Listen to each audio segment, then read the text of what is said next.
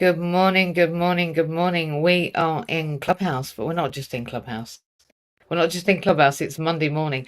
Just bear with me 1 minute because I'm going to have to do something really very difficult. Oh, I'm not going to. 1 second, let me see if I can do it here.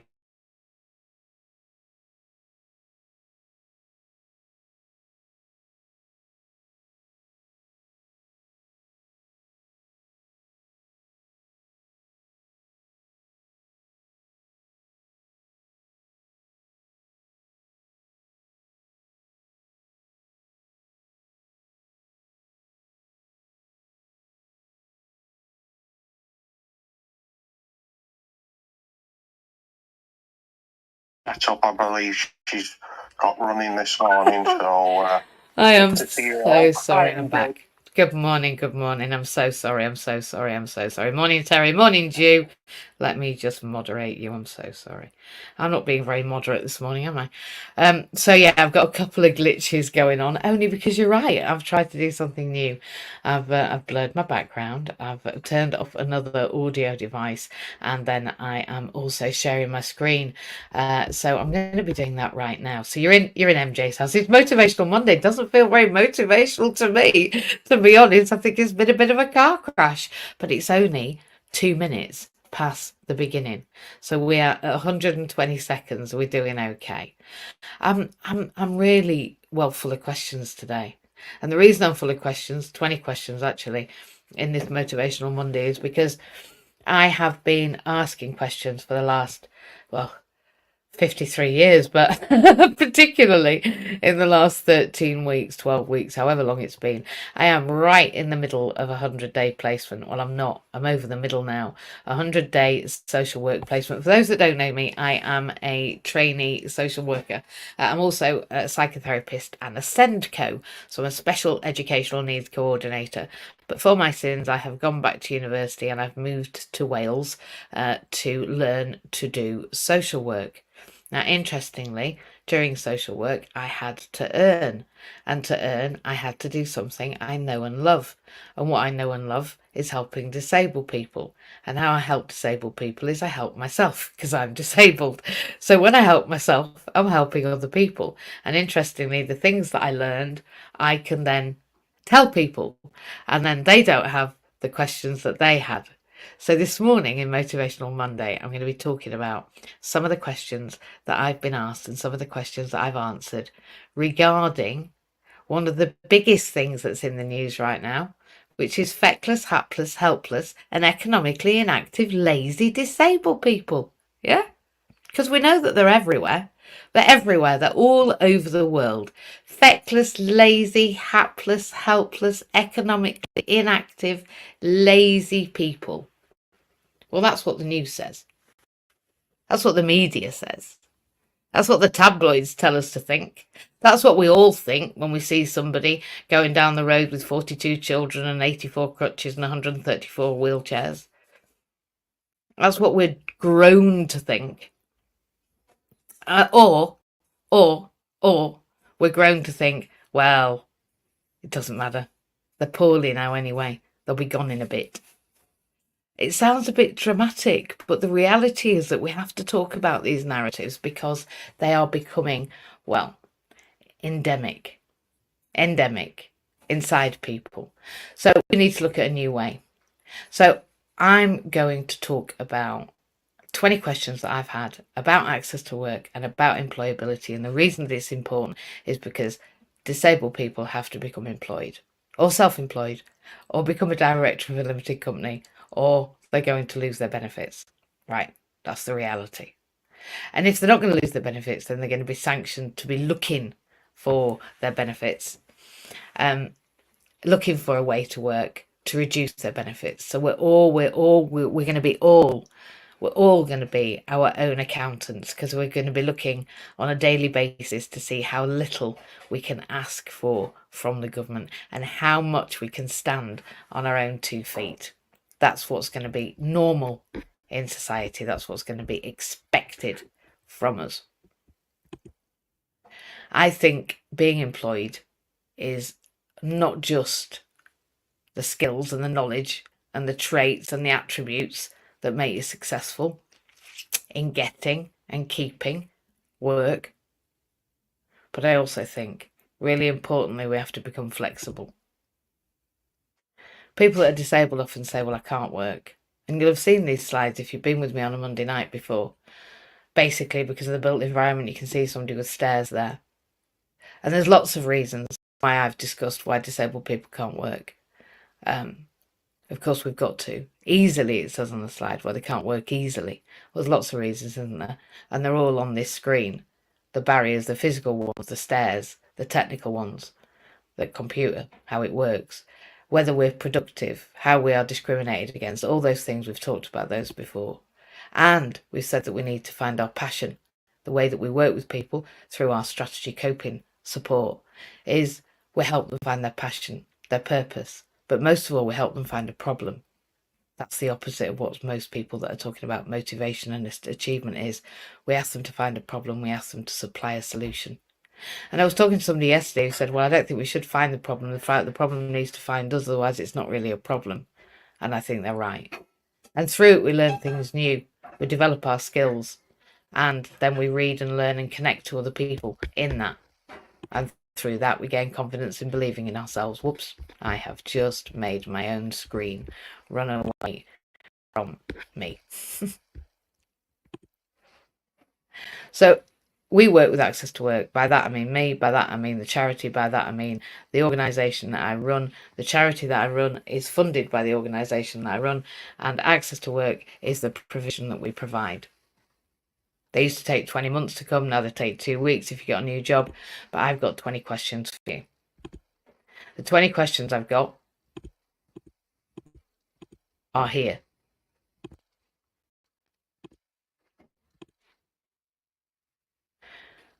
Who is eligible for Access to Work support? The reason I'm asking these is tonight with some guests, I'm going to be tackling these questions, and I'm going to be talking about why it's so important to know what these are.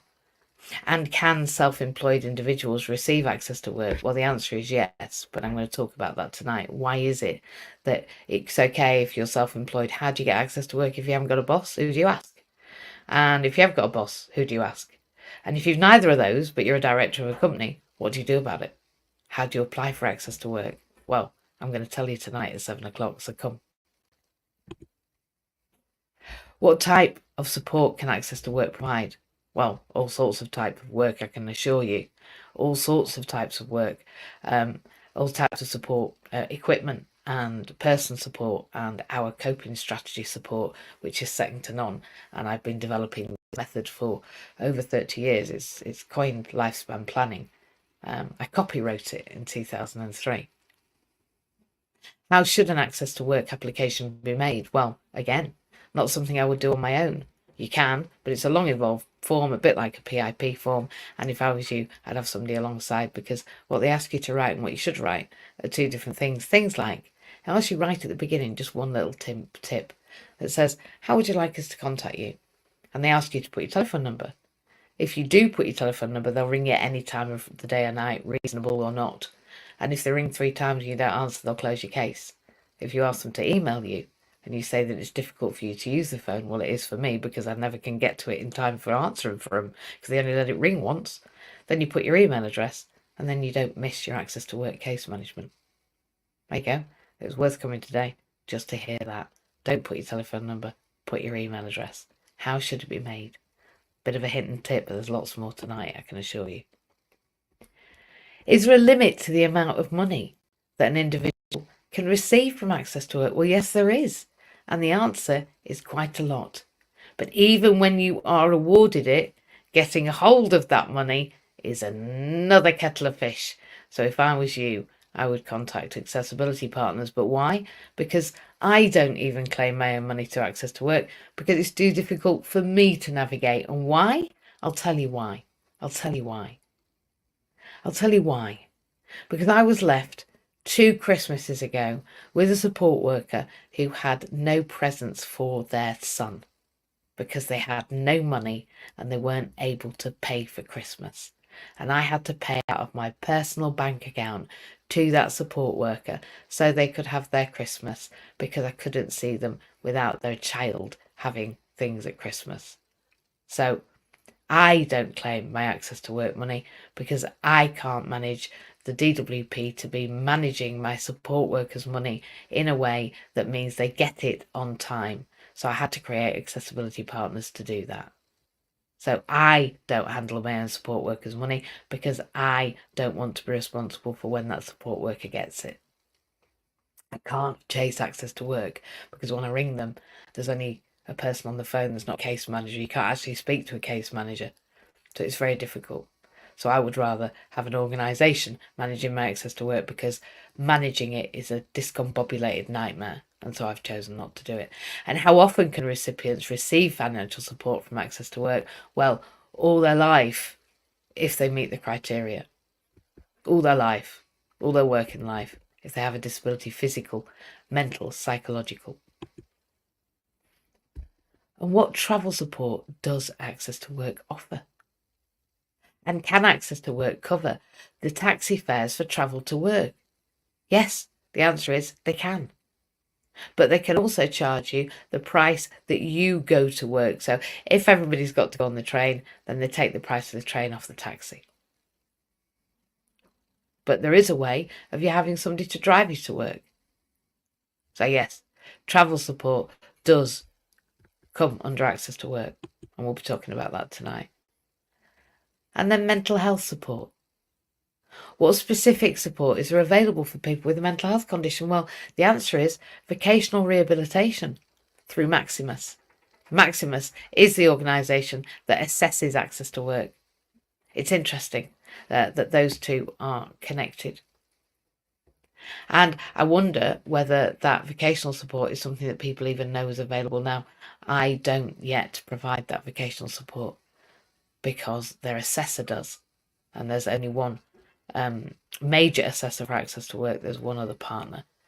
But generally, they're homogenising these assessment processes and making them their own organisation, a bit like Maximus is, a bit like Capita is, a bit like Atos was. I don't give. Atos are not really the people who, for me, are assessing in the rightest way.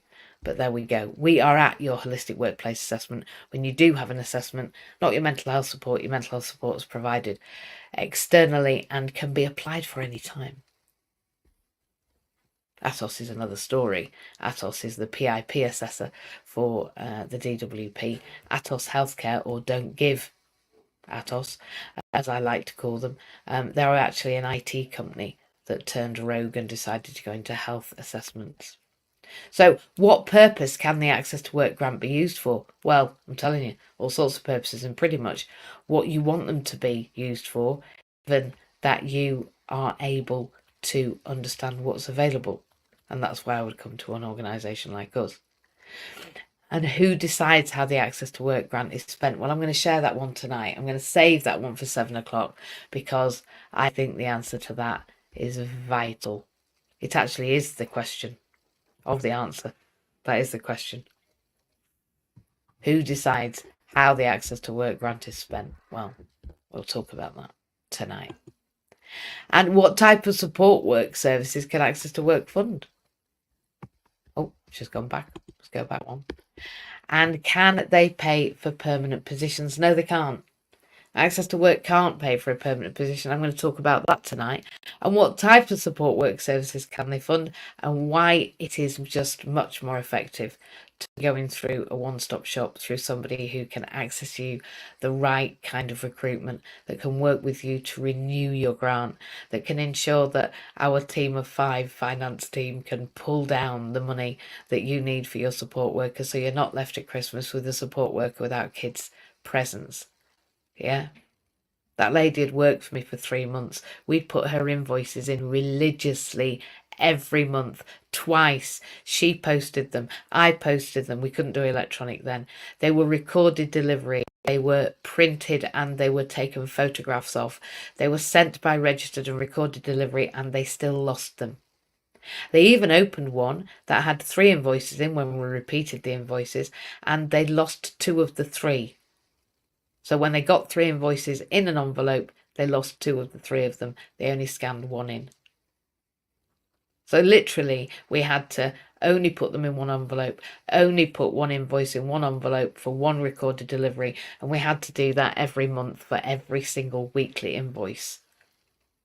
And then they would miss them, lose them, and we'd have to chase them back. Months and months and months it took, and I just can't, won't, and shan't do it. So no, we can't pay for permanent positions. So you can't take somebody on and say, right, I've employed them, that's the end of that. It can't happen. You can't permanently employ somebody because you don't get a permanent award. And when you do employ somebody, you need to employ somebody that you can help to navigate the finances, because that's why you don't employ them, right? And the support worker services that they can fund is anything you can think of: sighted guide, translator, assistant, practical support assistant, driver, you name it. But really, you need to come to an expert or you won't get anything. That's my experience. And if you do, they might be offered £9 an hour. We had one NHS director come to us and her support worker was being received £9 an hour. Just recently, not 10 years ago. And then how does it work? Here we go. Section claims and reimbursement we're on, and it's gone a bit doolally as the screen on this, but how do we work? How does reimbursement work? And is there any deadlines to submitting our reimbursement claims? Yes, yes, yes. If you don't do it in 9 months, then it's over. You can't claim it back. So whilst they're fannying around with 100 different invoices and spending a week to forget them, or a month to ignore them, or a year to not actually receive them, if you don't get all of that done 9 months after, then you don't get your claim. That's it, it's gone. So don't buy anything and 10 months later try and get it, because believe me, it takes some doing. So how does reimbursement work? It works with a team of 5, is how it works currently. But I'm going to talk to you about that tonight as well. And our communication information, how can I receive information from Access to Work in a language I can understand? Well, number one, there isn't a language that you can understand from Access to Work because they don't speak people. They do try, but they're learning. But they do speak in every other language. They can speak nonsense in any language you like. I'm not saying they always speak nonsense, because the people are amazing, but the system is very discombobulated, just like the PIP and ESA and all the other acronyms that we've got in this spaghetti soup. Letter spaghetti alphabet soup, that's the word. Alphabet soup, not spaghetti soup. I had a TIA on the 22nd of March, have to excuse me and my word finding. So how can individuals receive communication support from Access to Work? Well, the first thing is to ask. It sounds a bit dodgy when you're trying to find out how to communicate, but we can help you do that too. So even if you speak another language, even if it's normal human and you have to speak about your lived experience, we can translate that to Access to Work.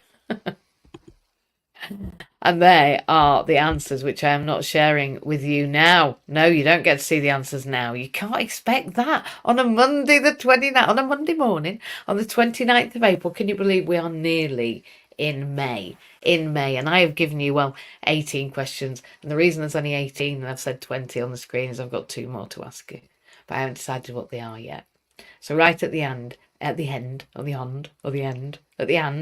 which is the and the last 2 questions, I'm going to ask you at the end the last 2 questions, and they're going to be based on what we talk about this morning. So I'm turning it on its head. We're doing an upside down room. All the rooms I do are upside down. We're doing an upside down room. I'm going to come up with the questions that you ask to make the 20 questions tonight. I've got 18 there, and at the end of this I'm going to answer the most answered question, or the one that's most pertinent, or the one I think, everybody on our boards needs to know this answer. And then the next thing I'm going to talk about, and I'd like you to talk about this morning, is number 1, are there any questions that you would like answering regarding Access to Work? And please come up, Terry, please come up, Morris, anyone else that I know that this applies to, because we're all disabled here, right? So please come up. Those of you in the audience, put a message in the comments. You are welcome to ask me any questions. Tonight it'll be 20 questions. I know there's going to be a lot more than the ones that I'm talking about, but what would your questions be about workfulness? What would your questions be about anything to do with disability in the UK, really? And what I've realised is that I really am made for 20 questions. When people ask me a question, when I'm put on the spot, when I'm being investigated, when I'm being questioned, when the person's in front of me going, so what happens when? Well, to be honest, I can pretty much answer almost immediately. It's to do with trauma. Because I had adverse childhood experiences, quite tremendous ones, I am in fight or flight, or I can have a trigger. It's almost like a flick of a switch. The trigger I get is, like they do in the army. You boy! As soon as that happens, I'm to attention. You! There we are. So that's how I am. I believe that I need to get the information out of me being questioned. And I wonder whether Viva Voces, which is the PhD way of elucidating, finding out what somebody knows about their special interest, their PhD investigation, is to ask questions. So I think it's really powerful this morning that not only are we asking the questions, not only are you going to be able to come to inclusion. It's not MJ's house, remember. Tonight it's inclusion at 7 o'clock. And then at 7:30, we go over to our StreamYard. To our Zoom tonight. It's our Zoom tonight because we have special guests to our Zoom meeting tonight who are going to be asking and answering and creating the 20 questions, because I'm all about the questions and I'm also all about the answers. And the answers are in the questions and they're also in the lived experience. So that's why on a Monday night we get together in inclusion, and the individuals that I work with in the charity that we created are there. And we are literally, in fact, I'm just going to get that right now because I'm not usually good at this. But actually, I think if I do this, well, it would help if I didn't just put God, wouldn't it? As opposed to go. No, I can't find it. Bear with me. Oh, I can. You see? There you go. It's not as bad as we thought. It's never as bad as we imagine. Oh, she says. Never as bad as you think. Here we go. Ah, I can do it. You never know what you can do until you try and do it, can you? And it isn't until you practice doing something that you realise that the mess in the middle is just the practice. And I used to think that I had to hide the practice.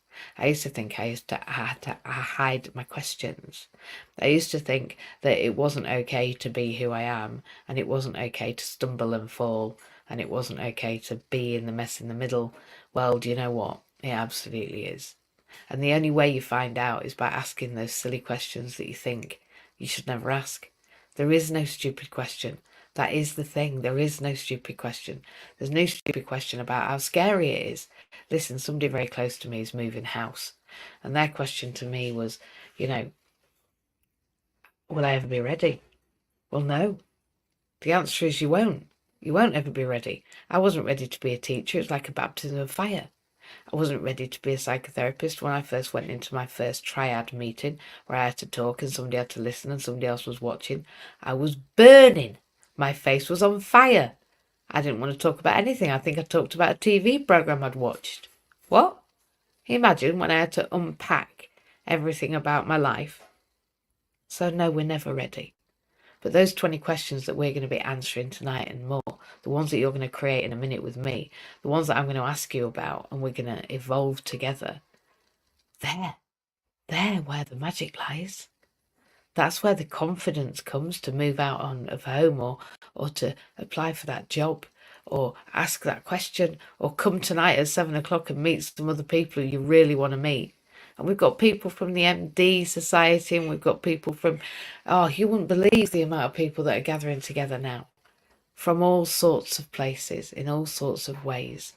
We say in our organisation that there is no wrong door. No wrong door to us. No wrong door. We can come here and in inclusion we can find out the questions that we're asking and we can answer the questions that we've got, and together we can find a new way, and people on this stage are finding a new way. We found a new way together over the last 3 years in Clubhouse, on this stage, in these spaces, at this time of day, every day. I've probably met some of you every day. Nearly for 3 years. Now we're here on a Monday at 6 o'clock. We're in inclusion at 7 o'clock on a Monday night. And then at 8 on a Saturday, we're in belonging in business. So we get about a bit now. And if you want to go to my YouTube channel, then look for Mandy-Jayne Lace. If you would like to have a look on Instagram, it's at Mandy-Jayne L. And there's a Y in that Jane, as you can see. My mother hyphenated it. But it's Mandy without the hyphen, Jane L, at Mandy-Jayne L for Instagram. And there's all sorts of other places. We are live on Facebook at the moment in 3 places, on LinkedIn, on Twitch, on Twitter, on X, I think they call it now, and on here, StreamYard. So we literally are all over the place, everywhere, all the time, asking questions, finding out, and just being who we are. And I think that's the most authentic thing I can be, is who I am. Now, most people would say that's probably a dangerous thing, but I found it the easiest thing. I used to worry about getting things wrong, and once I realised I could just be myself, I stopped worrying, because, well, I can easily do that. I just have to wake up and take a breath. So that's what I did this morning. I woke up, I took a breath, and I came to see you after I'd been in morning meeting, and I had 20 questions there. And whilst I am talking to you, my team are leaving me 20 questions on our customer records management system. Because you see, we can do 2 things at once if only we orchestrate the way through. So those 20 questions are all about finding the answers, and the answers are: we need to be economically active. Sorry, that's the question. How do we get economically active? And the answer is, well, come to AP if you're disabled and you want a job. You got a job, I mean, not want a job. Although we're looking for people. We are looking for people. We're looking for coaches. We're looking for great coaches. We're looking for 5 years postgraduate coaches. We're looking at 5 years professionally accredited.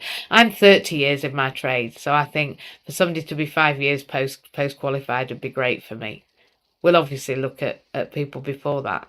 But get in touch if you want to work with disabled people and you think you like the sound of what we do, because we are recruiting. In fact, we're not just recruiting, we're partnering, because we run accessibility partners, and for that we are partnering with other conglomerates, other organisations, other services, other provisions, in order to create, well, what I realise is an investment portfolio. Didn't know that either. Not until I looked at it and realised that acquisitions and mergers were just people buying the things that they wanted to deliver the suite of things that they felt they needed to. So there we go. I was scared of acquisitions and mergers, but I'm not so scared of the idea now. I've got no idea how to do it. But I would imagine over the next 2 years I'm going to be telling you, because that's what I do. So yeah, the next game is acquisitions and mergers. Let's see what that brings. And of course, I've been looking at crypto for the last 2-3 years, and my investment portfolio is fun, and I'm enjoying it, and I'm enjoying the learning. And it's not something I'd ever touched. Social media was not something I've ever touched. Facebook was just something that I'd put about 3 pictures on over the children's lives, not of the children, of course. I think one was a fountain. That's all I knew social media 3 years ago. I couldn't even use Facebook. I didn't know how to add a friend, and I certainly didn't know when I had a friend request. Now we're live on 5 platforms, and we're on StreamYard, and I have a social media marketing management team of 5, funnily enough. I seem to be doing things in 5s. So this is what can happen in 3 short years when you've worked out how the alchemy works. So any questions you've got, please come to me. That might not be access to work. It might not be disabled students allowance, something I'm also very experienced in, because I've been running it. I've been running DSA services in the UK for 2 other companies for 15 years. So anything about disabled students in the UK in higher ed, access to work provision, which is the provision for disabled people in the UK to go to and be in work, welfare benefits, ESA, PIP, any of that. And then just, anything to do with care and support, because that's what I'm learning. I might not know everything about care and support, but I'm certainly learning an awful lot about accessing care and support in the community. And even those new integrated health boards and clinical commissioning groups that have all reconglomerated, realigned themselves. So I'm learning about that too. So we're in inclusion on Sunday night. Monday night, tonight, if you want to come along. And if you'd like the link, then just give us a shout on the back channel, and I will send you that link. But look out, because we'll be live everywhere as well later on. We'll probably be posting a recording about 9 o'clock when we've finished, I would imagine. We shall see. You'll have to watch out. If you're not there, you might not be able to see it. So I would come along at 7 o'clock to inclusion, and the link will be in the chat to jump onto the Zoom. Okay, well, good morning, James. Thank you for holding the fort whilst I did new things. Oh, you're welcome. It meant when you started back again, I was able to get the kettle on, so thank you indeed. And And without the support I've had from your team, your incredible team, I would really be in the brown shit now, to be quite honest, and it'd be very nasty and toxic, and that's nice. So I really thank you for all of that, because I know where I used to work, they also didn't give a toss. But it's really funny, because the first factory I ever worked at, there's a beautiful Irishman there. First name similar to my nickname, Jim, but his last name was Kerr. Whereas I think that organisation you were talking about, they had a few Wans in their organisation, probably last name as well. But anyway, that's enough of those cheeky little remarks. I'll keep it clean now, because I know it'll just motivate Julian to upscale the remarks. Because what I know about Julian is he's a remarkable man with that legacy that he's been blessed with in that wonderful care home there that's great at providing. It's a challenge, a bigger challenge than I've got. Have you got any questions? Of that. Have you got any questions, James? Questions. The question really is why are their operating systems not very good? Okay, I can answer that. You seem to navigate them pretty well, which is incredible, because I know I found it an extremely stressful process without your support. I did. It was. Well, I would imagine you found it a bit stressful working through my way of dealing with things, but that's just because I'm fairly discombobulated most days, or once someone tries to put me into fight or flight mode, that's it's not been a good arrival where I got to last time with that. But I think that's what they can do, actually. Yeah. You think about what they did that day that I was at the Senate. I was at the Senate that day and you rang me, do you remember? Yeah. And they were ringing from ESA, weren't they? Was it ESA? I don't know, PIP, or it wasn't Access to Work. It was one of them. One of them rang, and she, even though I explained to her that it wasn't safe for her to do that assessment, she did it on the phone, didn't she? Yeah, she clearly had not got the ways to listen quite correct, because you presented the answer to her, and she was obviously deaf, but yet she managed to operate a phone, which using like that's funny. Probably a Horizon or a Fujitsu-based system, that's maybe, or just I'm not listening. I don't care. I'm not listening. You're I right. don't listen. And you did speak to her really clearly, and you really asked her. I mean, that was one of the most shocking ones. I'm just thinking about it now, because I had to leave the main Senate floor. I had to go out to the toilet. I had to pass some ladies who were leaving the toilet, go into the disabled toilet in order to take the call to tell her that she wasn't meant to be calling. And then she kept us for 20 minutes. And then I had to leave you to go back to work. So she also left you unsafe. I'm really sorry about that, James, do you know? Well, at the end of the day, I always think I myself believe in better. It's like, I think, the TV channel that broadcasts a bit. Not that I can own a TV or even want to watch or listen to the stuff that is put out on TV. They can put out what they like, and that person can put out what they like on the phone. But I will stand my ground and tell them my answer, which is... Wait for this. I'm sorry to interrupt TV, right? The other day I had to ring. I didn't have to. I chose to ring for my blind friend. I'm not going to name people. It's not right on social media, but you know what I'm on about. I had to ring to tell them that he had a TV license, but it was going to be a blind one, because he's blind. So he doesn't need a TV license, and he can have a telly, but he doesn't need a TV license because it's free when you're blind, right? And because he got a letter and it said ring us because we're coming, I rang him and I said he's got a blind TV, he's blind. And they said, when will that be over? And I said, I'm sorry, it won't be. And he said, no, I need a date. I said, well, it'll be when he's dead. And he said, what date is that? And I said, I don't know, because I can't predict. I'm so sorry, I can't predict. He went, well, it'll only be 2 years. I said, I think he'll live longer than that. He's only 35. And literally, I had to then say, okay, then for the next 2 years, he'll still be blind. And yes, we'd like to see for a blind person for 2 years. But I couldn't just say he's going to be blind and we'll let you know when he's dead. Yeah, can they send me some 4 candles with that? But I'd have had two. I'd have probably only used a couple of fingers on each hand as just doing the 4 candles. Yeah, they wouldn't allow me. And then they've sent me a letter now. Well, they sent him a letter. Obviously, he couldn't read it.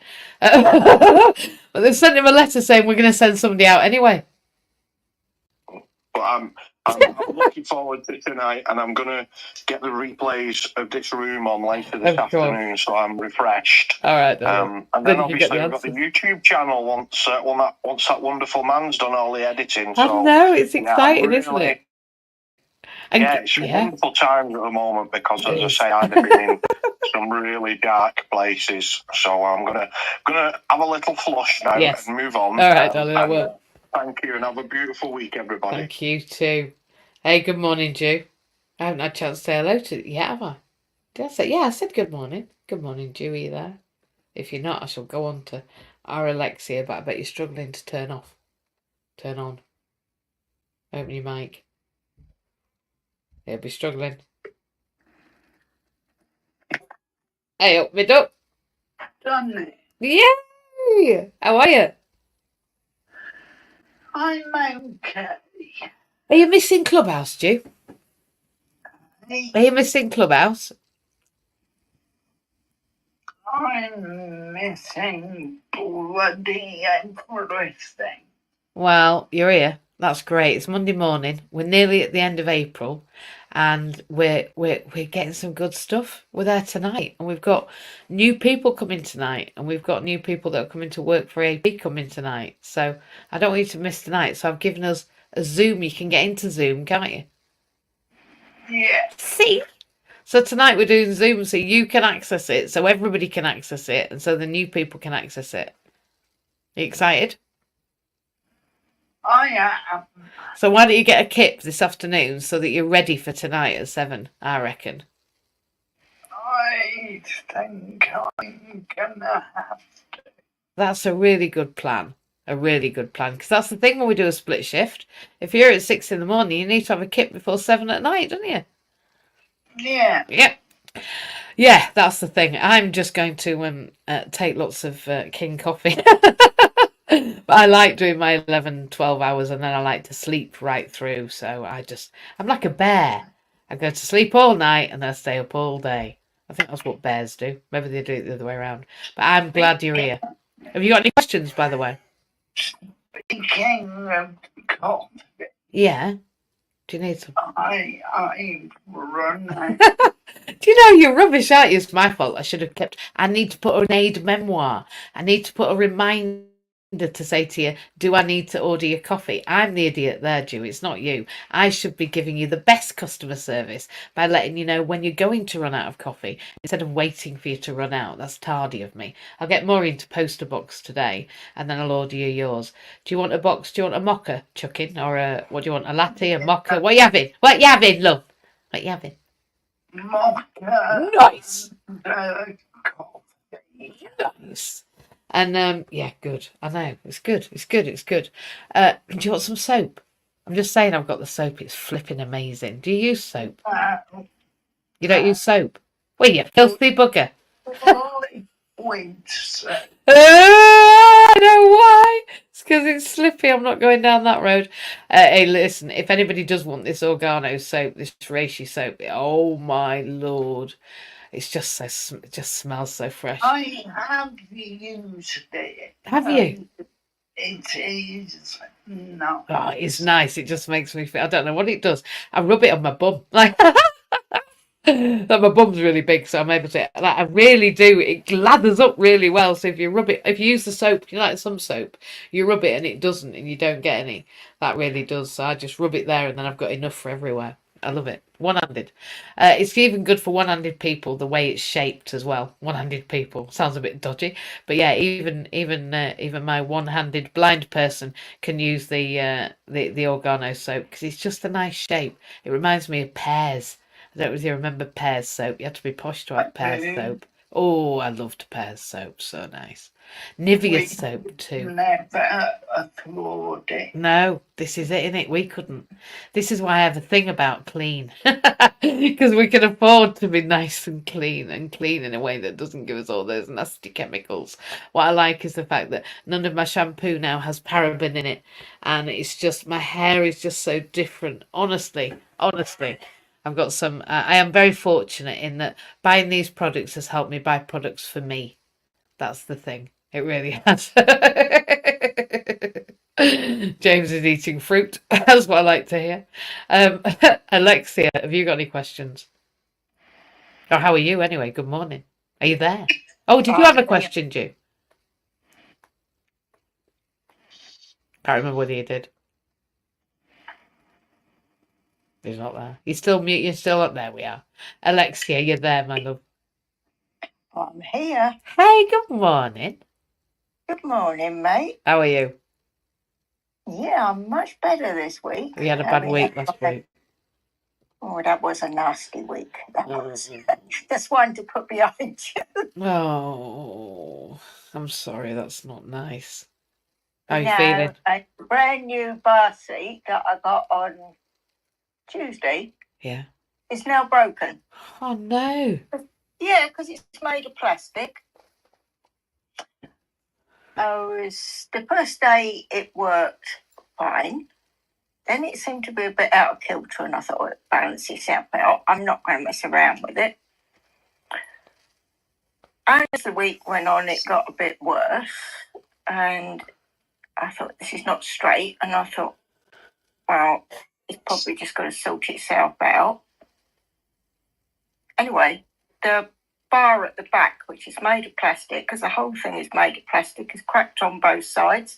I nearly got stuck in the bath. Me being, because I do exercises on the floor every day, I managed to get out. So I haven't even had that a week. Wow. That's crazy, isn't it? It's awful, but what I'm reading in health and social care is that very often, and this is what makes me sad, is that when it talks about imaginative social work, it talks about people going out and then people giving them the alternatives. Like, this is the one that I can give you, but this is the one that you might want to look at. And then people are then accessing the thing that they can use, but they're not getting the contribution towards it, because the thing that actually works can't be allowed because it's been cost managed to the point that the thing that works isn't free. Well, this is exactly what we went through with the argument about computers. Yes, If they supplied MacBooks, Mac would do 90% of the work for them. When the clients got a problem, Mac would help them. Yes. Yes, Apple do. I agree. I agree with you, and I think that we're saving money. We're saving we're pinching a penny. We're not actually. I forget the saying, but we're saving a penny. We're trying to save pounds when saving pennies over long term saves you more. It's not quite the right order. It's not. But what I'm trying to say is, you're better off doing it properly, and then you don't have to do it as often. And my words are really not good right now, but they are. I've had a TIA, we're all on this stage have some challenges. There's going to be the odd days. And to be honest, I've had staff members this morning finding it difficult to find the words. So I don't think it's just us. I think this cost saving, especially when it comes to disabled people, right? I've just got this feeling, and this is something we do with our immigrants. When we have immigrant children, because in Wales, and this is what happened, somebody came in and pretended to be a child, and then there was some child problems going on when they came to be and were deemed a child, and they weren't checked. So now we MRI kids who come in and we're not sure how old they are. We MRI them. What I'm fearful about is that saves loads of investigation time. It saves loads of people, yes. But how many kids are we traumatising by banging through a child from a war-torn country through a banging magnetic machine? You can't explain to them No. What that does. No, well, what's going to happen to them? One, Can you they imagine? are really noisy. And you don't know what it's for, and you've just come from a third world war-torn country where you've never been in one. And we're doing that to save money. We're doing that to save time. That's not right.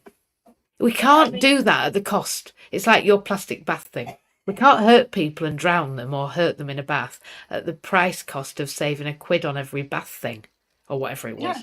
Can we? No. If they'd used a stronger plastic, they would have got away with it. Because the old bath seat I've got, which I bought second hand, and the only reason I changed it is because at some point we all know plastic becomes so brittle it'll break, and then I really wouldn't be able to use it. Yeah.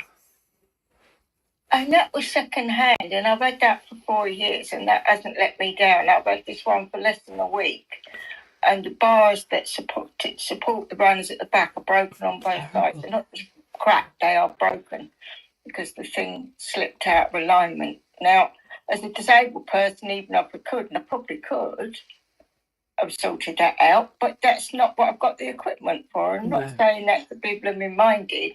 I'm saying it because we need to somehow get people to understand that saving money in certain ways isn't saving money. I mean, I'm not going to complain. In the last week, I've got 2 walkers. All right, I don't need them all the time, but I have done this week. My walking was so bad, I didn't need them. Of course. And I've got one upstairs and one down because I couldn't carry it up and downstairs. Even the guy who had to carry the bath up to bath seat up struggled to get it up my stairs because I've got an old property. Yeah. So we need to think twice about this. This is where we go back to the argument of have disabled members as members of staff. Yes, this is an ongoing challenge. It's a challenge you have. I know you've got at least 2 off sick now, and they are genuinely off sick. Yeah. Absolutely, that's normal. Yeah, that is absolutely normal. And this happens, I've been an employer, this happens in working life, whether you're working with disabled people or not. But I have another piece of interesting information for you. Yeah. And we'll find the name of it. It's not in use now, but there is still a lift shaft of what they used to be like on the underground in a station that is now not in use. And you could have got you, me, and at least one other disabled thing in there. Exactly. Terrible. What they've done when they built the Jubilee line, they used a couple of the lift shafts as air vents. I only know these things because I love history and culture, and in my time on TV, I'll go and look at yesterday and things like that. So it is feasible to have access for disabled. I'm going to bring up one other point because I don't think most people know, and somebody asked this question, I think it was in our inclusion Facebook page on the phone. Yeah. If you've got a disabled rail card, you can get that linked to an Oyster card, so you get discounts on the Oyster card. It's not easy to do, but it does save you a heck of a lot of money. Wow. I'll tell you what else you can get. You can also get a freedom card. You can apply for a freedom card in London if you live in London. And that freedom card, again, you need it signing by a social worker actually, or a specialist teacher, or a doctor, or a specialist nurse, an adult nurse as well. I think they allow it too. It's like your PIP badge, your blue badge rather. It's like that. So you can also apply for a freedom card, but you have to live in London. I don't know what the vicinity is. I'll have to check. But Inclusion London is very good for providing information about travelling in London and around London. You can, if you've got a bus pass that covers you for anywhere else in England, you can use that in London. Take it with you, just show it to the driver. There you go. So your Oyster card's where you are, and if you live in London, you want the freedom card. I think it's called Freedom. But as I say, the greatest charity that's doing the greatest work at the moment in that arena is Inclusion London. Funnily enough, but there's so much more work to do. And you're right about those lift shafts, that they are there, and that if we go back to the original design of the underground, it's possible because they had them. So you're absolutely right. It's just that I will try and go back. I did try to get a photo of, but when these things come up on TV, it's not easy. did it come up? This lift, because it is possible to do this. Yeah, there we are. You see, there is so many possibilities. Look, I want to say hey to Morris and Adam, and of course Matt and Duncan, and hey, and the people online, and thank you for being here, and thank you for watching.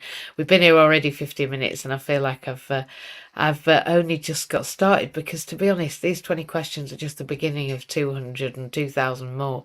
There's going to be so many more questions about what we do in this country about making things fair, innit, Alexia? It's just like, if everybody wants to do one thing to help themselves, it is known now.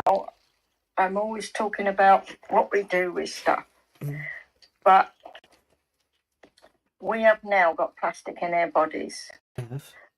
And I was doing research because of it's come up in my last assignment for this term for OU, that some of the violence and things that we're going through is influenced by weather conditions. But one thing none of the scientists have realised is that I think some of these are influenced by plastic.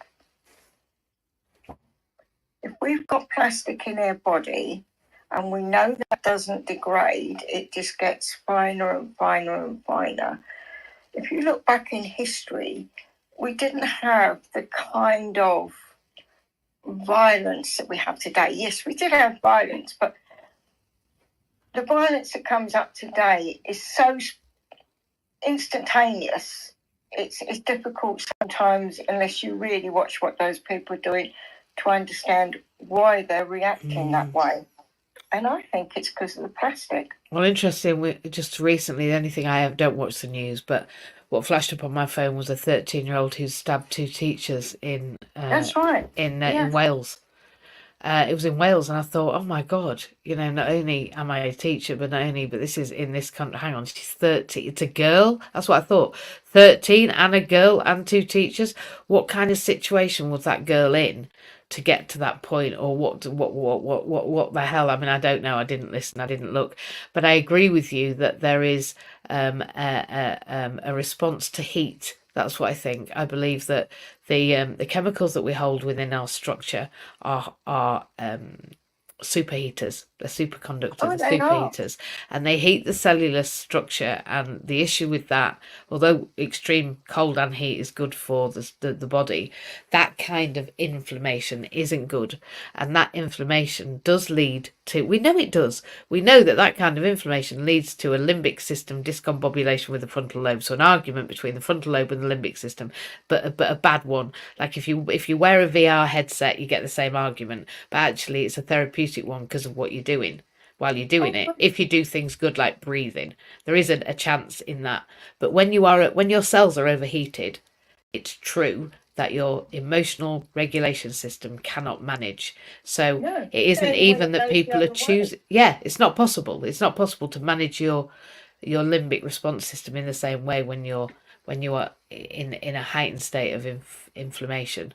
Now, the other thing is that these people have also got adverse childhood experiences. So we're talking about bad trauma happening early that breaks the natural order of growing up gently, like in a nest, and then going out. Yeah. So when that doesn't work, you've got those 2 things going on, both of them, and then you've got the fact that there's so many expectations. Hey, Matt. Good morning. Good morning, Matt. Let's let Matt have his Yeah. Morning, my love. How are you? You're welcome to jump in. I'm sure you'd like to. Morning. Good morning. Good morning. I just had to get Alexa to be quiet for a minute. Morning, everybody. I'm here every Monday, albeit missing a good 30-minute chunk But you know what? I'm an avid fan, probably one of your biggest fans, if not the biggest fan of what you guys do and how you move through the world. And the reason why I support what you do and show up for some of the things when I can orchestrate it, I always find you guys very interesting because your cause. I was thinking about this yesterday. What your mission is, because when we do our what went wells, what needs work, etc. And I was writing out and reflecting as you do on Saturday about that. And I was thinking about you, MJ, and I was like, wow. Your cause is so big, so big. It's huge.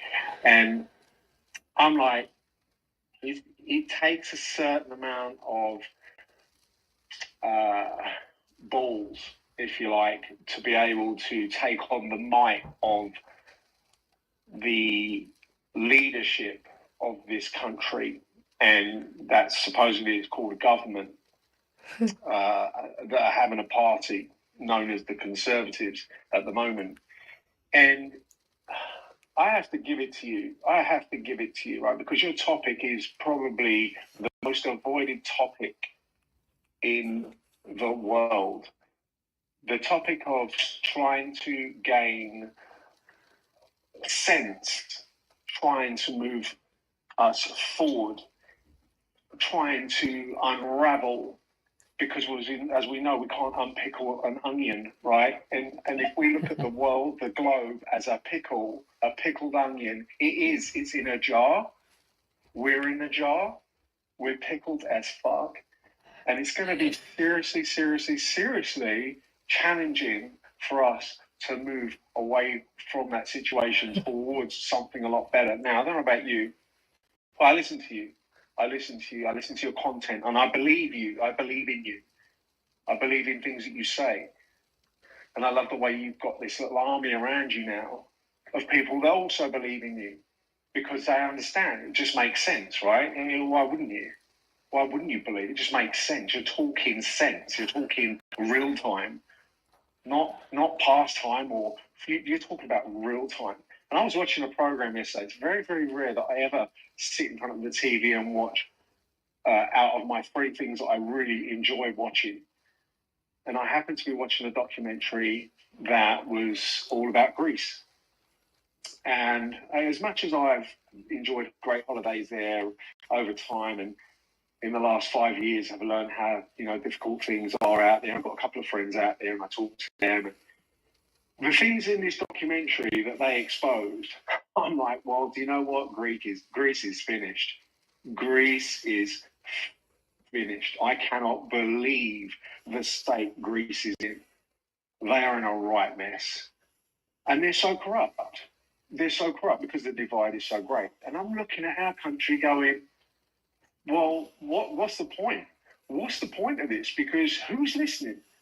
Who's listening? Who's prepared to take the jump? And what you guys were saying back there just made me go, the stabbing at school. I'm like, this is going on everywhere. It's just sometimes someone could just reach the spotlight and the media might can see sense in that time of making some money out of it. But what's the solutions? More importantly, what are the solutions? And you understand, and you just explained it right there, how our minds work in their moments and how we can't contain ourselves to be rational and probably not stab the teacher, but just maybe even just swear at the teacher. Instead of that, it's got to the levels where it's like, I don't care anymore. I'm just going to stab you because that's what I've seen on TikTok. That's what I've seen on social media. That's what I'm influenced around. That's the kind of people I spend my time with. So, my parents raised me really well because I'm only 12, 13. And it's just a mess. I'm going to be honest, MJ, sometimes I come off of your rooms and I'm like, I don't feel better about myself and the situation that we surround ourselves with. And the only reason why that is because I'm driven to make an impact and to making it better than what it already is. but I just need more time. I'm orchestrating things now. I'm really getting pumped up and buzzed because I want to go on tour. I've shared it with you before. I want to go on a tour around the UK and start spreading my awareness, to create awareness in others, to wake up to the reality that this is possible. Because if we don't do something, for me, the solution, as dramatic as it might sound, but it would be really quick, I don't know how people would take this, is just wipe us out. Wipe us out. We've seen many, many films, I'm sure.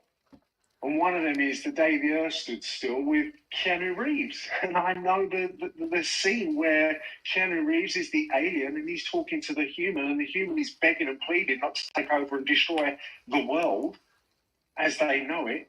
And the alien says, but you've ruined it. You've ruined it. Human life has ruined the earth. It's ruined it. So you don't deserve it. I'm like, he couldn't have been so right. It's just what we need to do in order to recreate, not change, recreate the infrastructure in which we can all stand tall. So I really commend you for the work you're doing. I just thought, you know what, I wanted to share that. You can't, I put it in the chat.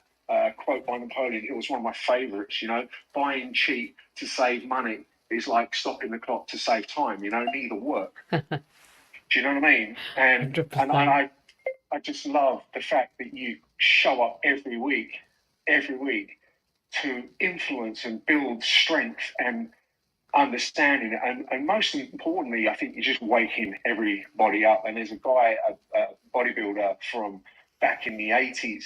His name's Eddie Erbar, and he's on social media massive, talking about nutrition and food, and he walks around all your supermarkets picking up food, just looking at it, talking about it, and he says at the end of it, his tagline is "Wake the fuck up," because he's telling kids, he's sharing it with kids. He's got an army, he's got a serious following of getting people to wake up to the fact that what we're putting in our mouths generally has a massive effect over our outputs, a massive effect over our outputs, and then really needs to be some change. So massive thank you to you guys for showing up here as you do, and we could talk about this forever and ever, but do you know what, it's all about solutions for me, and I know you guys are on your missions, and you are just gradually with your hammer and your chisels carving away through that. At some point it's going to hit a real nerve, and it's going to have a massive wake up. It's not even about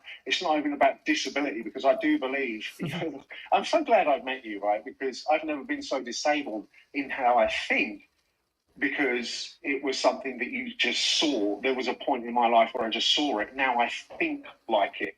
And the understanding of disability, and I've explained it to a few people over time, and they talk to me about something. I go, "Oh, you're classified disabled, really?" And what do you mean? I'm like, "Well, don't take it that way. It's just a word that gives you an entitlement to get something else. It's all it is a criteria, but it is what it is, and you've made me aware of that."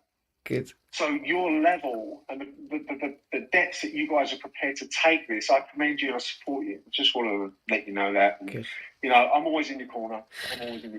Anyway, back to you. Do you know what? I can't wait. I can already see the stadium of light filled and the stage set. It's already happened. It's a foregone conclusion, just like inclusion. It's a foregone conclusion. It's just a given. It's the only global pandemic that we're ever going to want to be part of, and I'm part of it, and you're part of it. We're here, and we're all here together. That's the beautiful thing. And you're right. We are carving out our future together, wherever we are, and whoever we are, and however it is that we're planning on doing that. It's okay. Because our way is the way. The way is your way, and it can change. That's the other one. I want to teach kids and people that this pivoting isn't a shameful thing. This changing what you're doing, this I no longer shout at everybody I meet. Whatever it is you're changing. I'm not saying I shouted at everybody I met. I didn't. But there's no need to carry on what doesn't work. And if we can learn new things, and I do every day. I'm at university and I'm 53 years old. I'm not 21 there. The secret's out. It's taken me 3 years to let people know. I was only 50 when I started telling you I was 21.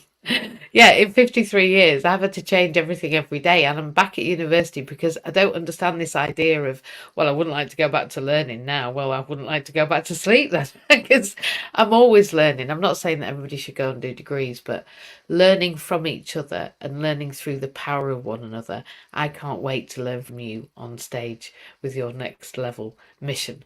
I can't wait. And I'm already there because when you say how deep we'll go, I'll tell you how deep I go, Matt. How deep I go is that I go all the way. Like there isn't another way with me. I either do or I don't know you. And if I do know you, then everything that you hope and wish for are in my dreams. And that'll do me. Because as long as then they're in my dreams, if they're in my awareness, if they're in my thoughts, if they're in my vision, if they're in my alchemy, if they're in the magic of what I create in my mind, then I can be everywhere all of the time doing everything because my mind is expansive to the point that there is no end. So that's how deep I'll go, because there's no reason not to, because time and space don't exist. They're just a fallacy. We made them up. So the idea that we stop the clock to save time is funny. And Napoleon Hill knew the secret. I'm not sure that it was everything his book said he was, because I'm quite sure that when they wrote it, somebody edited it and somebody else did a ghost writing and he did that with his wife or some such thing. And I would imagine I've heard people say, oh, you know, he didn't do everything he said he did. Well, do you know what? I don't care what he did.